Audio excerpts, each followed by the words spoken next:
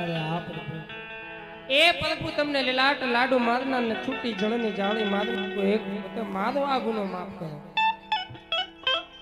અરે હા ભગત રાજ, તમે જે કાઈ ભૂલ કરી છે ને રાજન, એ ભૂલ તમે રાજન અજાણતામાં કરી છે.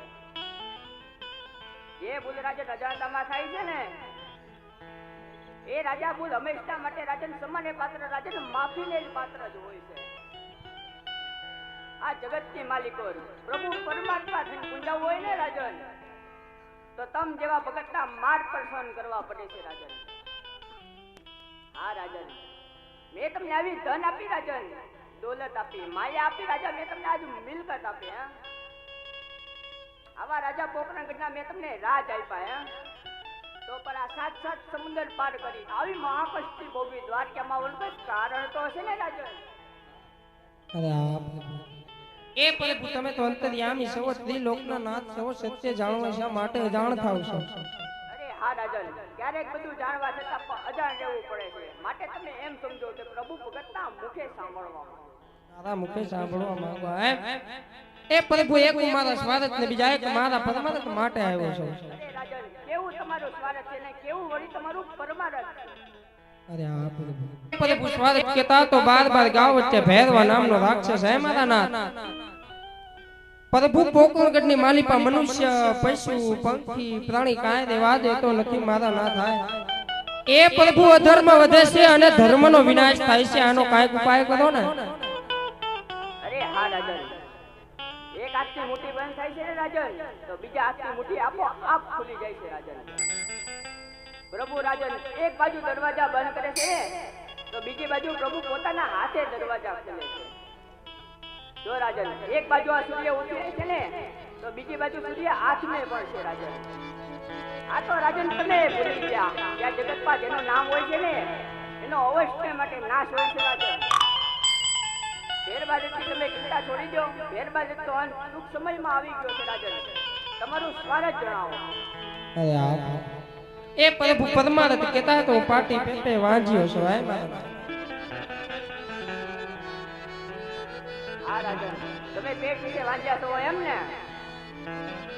એ કોઈ મારી દ્વારકાની માલિક પર આવે છે ને રાજન, એ ખાલી હાથે નથી જાતો રાજન. કાજ હું કહું અને તમે સાંભળો.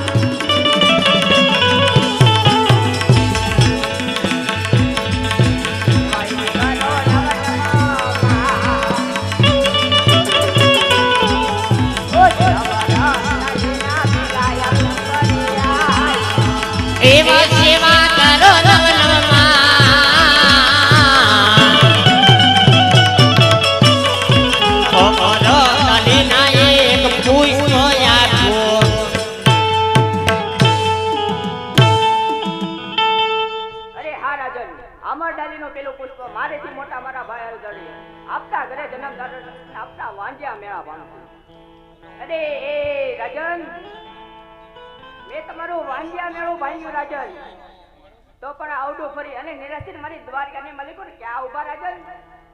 અરે આ પ્રભુ એ પ્રભુ લાખ રૂપિયા થોડા કઈ રૂપિયા વાળા કહેવાય મારા ના થાય. પ્રભુ આવા એક પુત્ર એ થોડા કઈ દીકરા વાળા કહેવાય. માટે પુત્ર આપો તો પ્રભુ આપ જેવો ને જગતની માલિકા પૂંજો લાયક પુત્ર આપો. અરે હા રાજન, આ જગતની માલિકો મારી જેવો તો પુત્ર તમને ક્યાંથી ગોતી આપું હે રાજન? પ્રભુ તમે પોતે મારા ઘરે અવતાર ધારણ કરો ને મારા નાથ. અરે રાજન, તમે મારી માંગણી કરો છો એમ ને? હા પ્રભુ.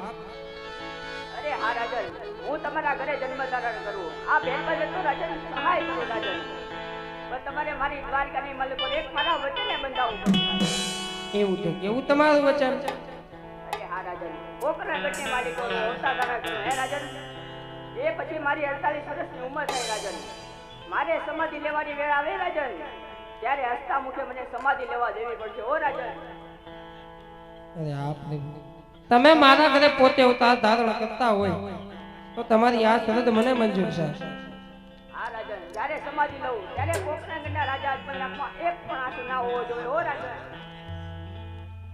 અરે આ પ્રભુ તમારી એ પણ શરત મને મંજૂર છે. અરે હા રાજન, આ હું એક વાત કહું ને રાજન, એ વાત તો તમે અવશ્ય માટે ખ્યાલ રાખજો રાજન.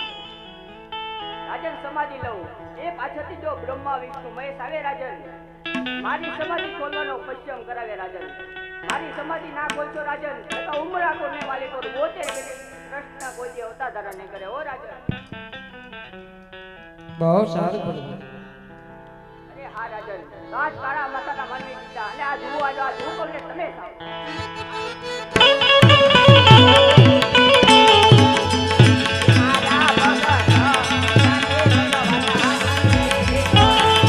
ભગતો જાને ભગવાન હારી રે ગયા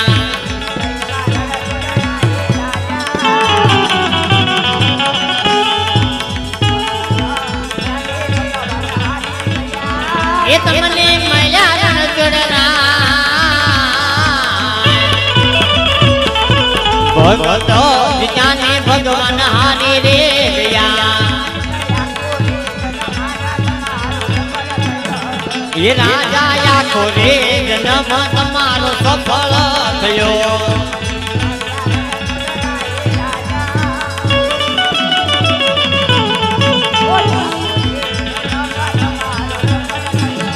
એ તમને મળ્યા રણ જોડરા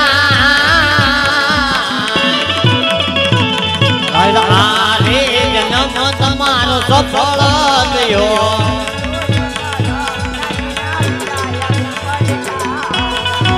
અમર કલીના એક પુષ્પ આપો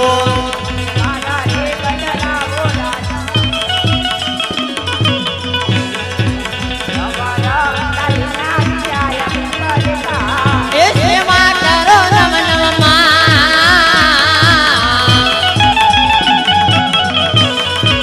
અમર કલીના બીજા પુષ્પ આપો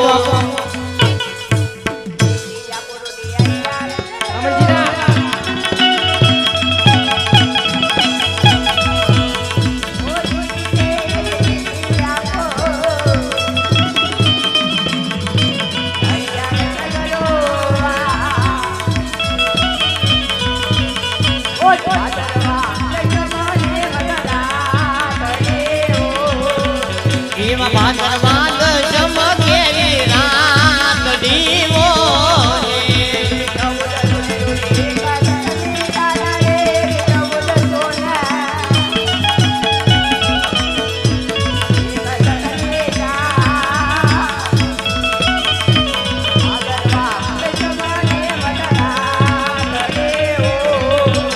એમાં ભાદરવાદ ચમકે રાત દીવો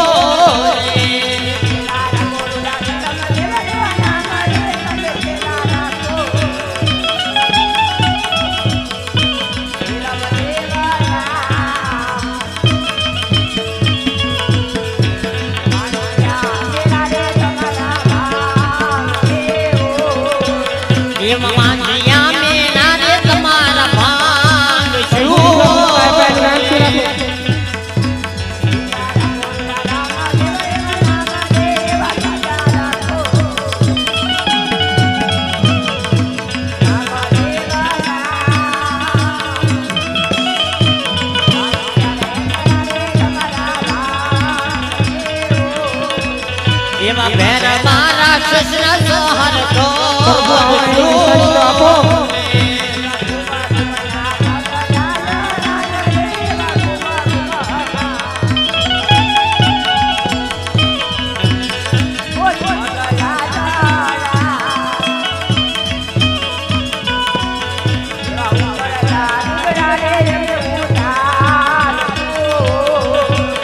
એમાં ઉકળતા દૂધડા ને અમે ઉતારશું.